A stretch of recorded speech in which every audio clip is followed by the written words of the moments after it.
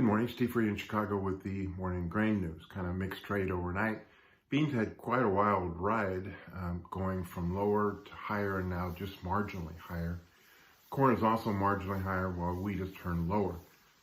The outside markets, we continue to see stocks lower, dollar higher. Crude's a little bit higher.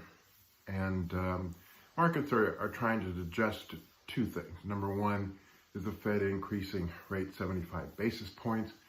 Talking about another 125 basis point increase this year. And then next year, it's kind of up to the numbers.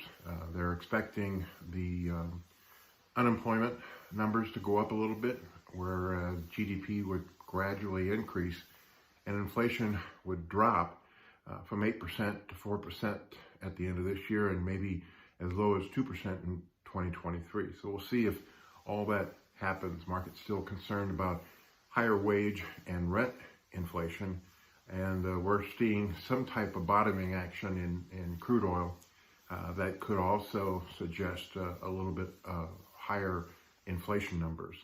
We're also trying to figure out what's happening in the Black Sea. Yesterday, the president of Russia came out basically declaring war and putting nukes on the table if necessary.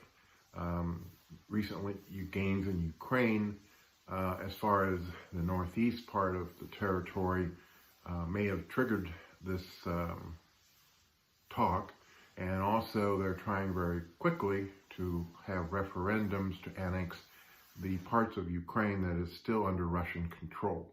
It was interesting that the head of Turkey overnight said he would not recognize any referendums and would not any longer recognize Russian credit cards at banks. So that is increasing a little bit of tension between Russia and Ukraine, which have been working together on many of the deals. So we also are watching export sales today.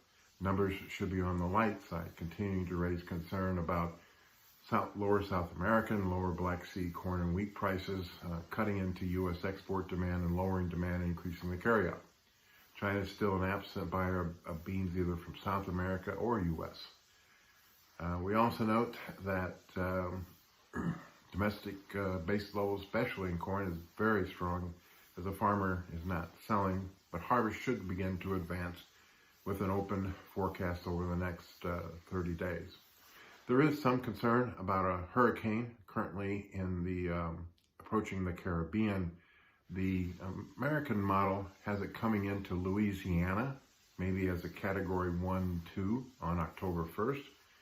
And the European model brings it a little bit further to the east, maybe into the Florida Panhandle, but as a category 3 or 4 hurricane. So this is something that we have to keep watching and try to pinpoint at what time it comes in and the strength of this hurricane. As always, these are my thoughts and not those of ADM Investor Services, and have a safe and profitable trading day.